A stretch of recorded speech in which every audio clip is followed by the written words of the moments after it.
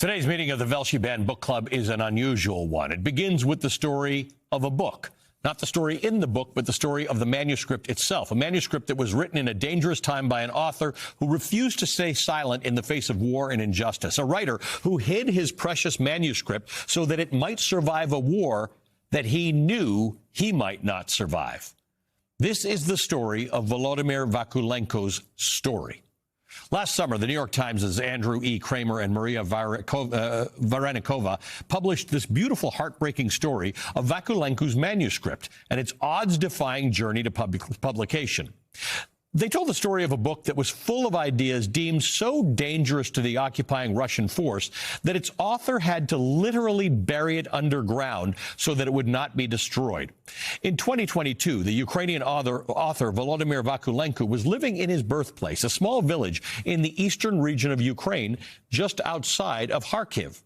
He was well known in Ukraine for his bright and cheery children's books, but his writing and his disposition started to change when the full-scale Russian invasion began.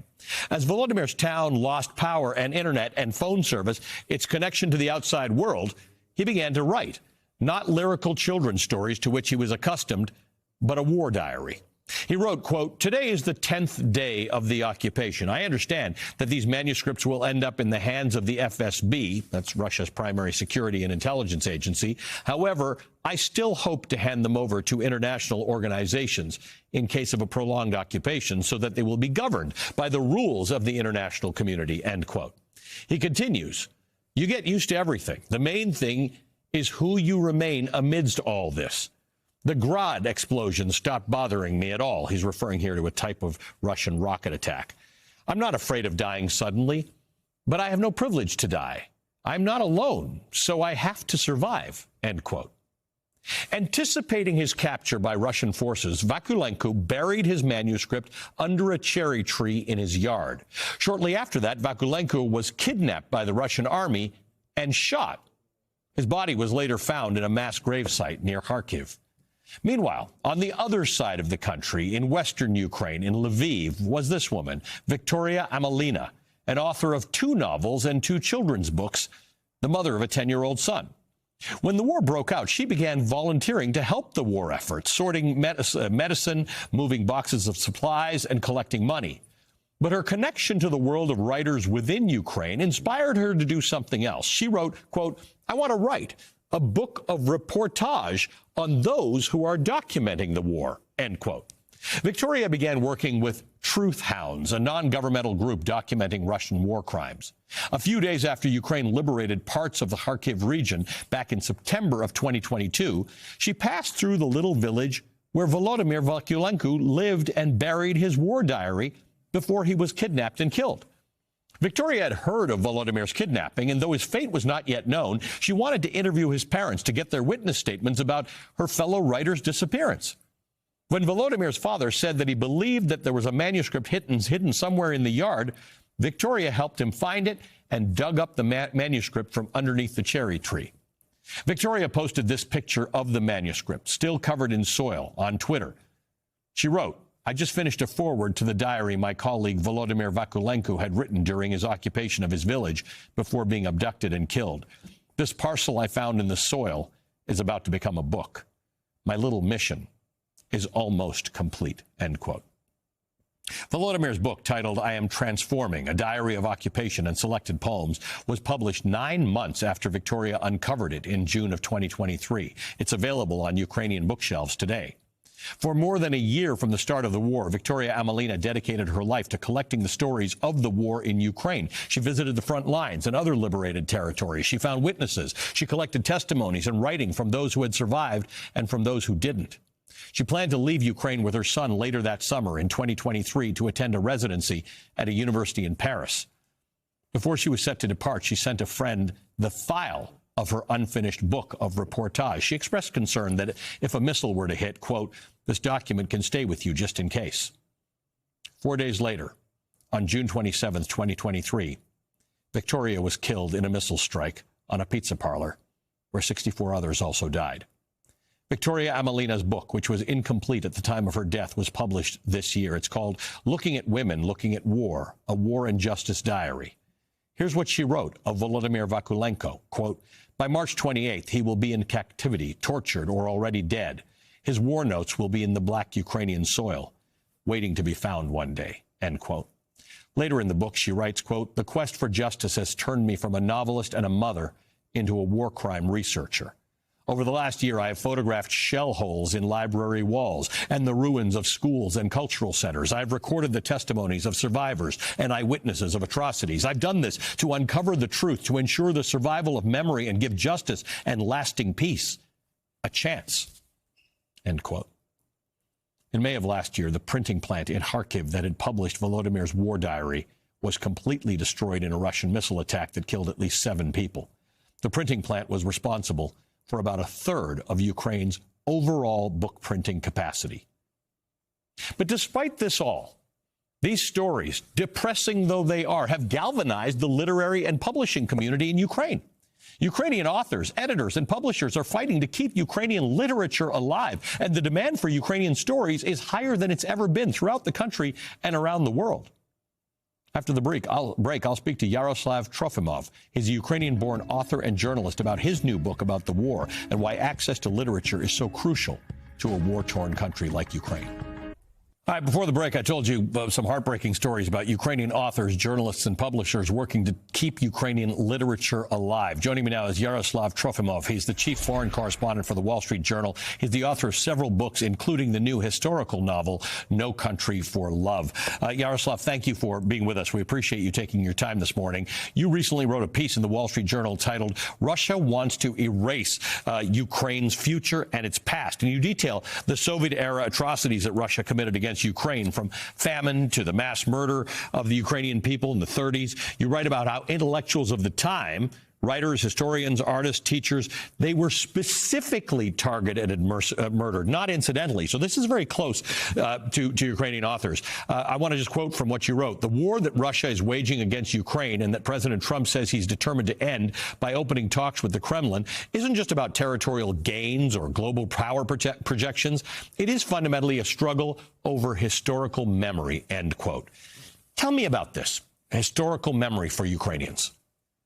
Well, thank you so much for this. Well, look, let's look at how this war began. This war began with President Putin of Russia writing an essay about history. It's called On the Historical Unity of Russians and Ukrainians, in which he argued essentially that Ukrainians don't exist. That, Ukrainians and Russians are the same people, and Ukraine has no right to its own separate path. And that essay was published in the summer of 2021, read out to every member of the Russian armed forces, who then invaded Ukraine in this unprovoked aggression in February the following year. And this weight of history really is the motivating force for Ukrainians resisting today, because, as you mentioned, and as I have written in my novel, which is based on the family history of my grandmother and my own family, but it's also a family history of pretty much everyone else in Ukraine today, because we all survived this dark period of 1930s, 1940s, 1950s as a people, when Ukraine was probably the deadliest place on earth, between the famine that was, designed to basically destroy the Ukrainian countryside and the war. And so that's really what motivates the Ukrainians to fight today, because they know that the alternative of surrender is actually worse than the casualties, the tremendous casualties and destructions that are occurring today, because the Russian plans haven't really changed. And, we talked about this famine. Ukraine is full of monuments to the victims of the famine that killed at least 4 million people. Whenever the Russians occupy a Ukrainian town, they destroy these monuments because they say, it never happened. Whereas the Ukrainian motto in this war is never again. I grew up in Canada, so a lot of those Ukrainians who left in the 1930s went and settled in Canada. It was an imposed famine. Ukraine was never short of wheat. Ukraine has been the breadbasket to the world forever. Ukraine's wheat was kept from its own people, which is why when I hear this discussion in the last week about a trade for Ukraine's natural resources, while it's a bad idea on the face of it, it's actually unique for Ukrainians. The idea that, you're going to steal something else from us that is our own resource. Well, absolutely. Ukraine is, Ukrainians want to be seen as people, as a nation with their own culture. precisely because they have been treated over the centuries, and especially in the 20th century, by the Nazis and by the Soviet regime as just the source of raw materials. The Soviets didn't care about Ukrainians; they cared about the Ukrainian natural wealth. Same was with the Nazis when they occupied Ukraine. And so that's really why it's so important for Ukrainians to reassert their own culture, to show the world that, we are as deserving of respect and treatment as any other people in the world. And we have this, culture and history that by design is unknown to the rest of the world because of and Soviet efforts to suppress it over the centuries, with some help from the West. The reason why people did not know about the Ukrainian famine at the time is because there was a journalist for the New York Times at the time, Walter Duranty, who won a Pulitzer Prize for writing articles that denied this famine occurred in 1932, 1933. There has been, however, and I've noticed this since the war started and the number of times that I've been in Ukraine, there's been a resurgence of demand and popularity of Ukrainian literature in Ukraine and around the world, in the Ukrainian diaspora and amongst others, but in a way that had been dulled for a little while. This idea of identifying with the old Ukraine and the new Ukraine through literature is surging inside Ukraine. Well, absolutely. And that's because, the Ukrainian literature was unknown. I grew up in Kiev as a teenager, and, we knew about the banned Russian writers, Bulgakov, Pasternak, Solzhenitsyn. They were circulating in samizdat in the underground. But the Ukrainian Renaissance, the Ukrainian writers and poets that I described in my book, and that actually Victoria Amelina talks about in her book, the so-called executed Renaissance of the 1930s, they were not just killed, they were completely wiped out from memory. There were, nobody except a few literary scholars in Canada or elsewhere knew about them until they were finally discovered again and returned to the school curriculum in independent Ukraine, but they still remain unknown in the West. How do you feel? What are people in Ukraine thinking right now about everything that we've been seeing in the last couple of weeks? Well, obviously, it's very painful to see a country that the United States, that Ukrainians consider to be a friend and ally, suddenly embrace Russia's narratives of the war and blame, essentially, Ukraine for starting a conflict that was unprovoked and started by Russia. But there is also a sense of resilience because if you remember how it all started 3 years ago, Ukraine was on its own. The Biden administration closed an embassy in Kiev, pulled out all personnel, and the weapon supplies started coming in only 2 or 3 months later, once Ukraine, with its own forces, repelled the initial Russian invasion of Kiev. And so, there is a song in Ukraine that is very popular now. It's a song from the 1920s, but the lyrics go, crying has never brought freedom to anyone, but those who fight will gain the world. And I think the Ukrainians know that, they don't have the luxury of crying right now. They have to keep resisting and be steadfast. Yaroslav, thank you for joining us. We appreciate it. Yaroslav Trofimov is the chief foreign affairs correspondent at the Wall Street Journal and the author of No Country for Love.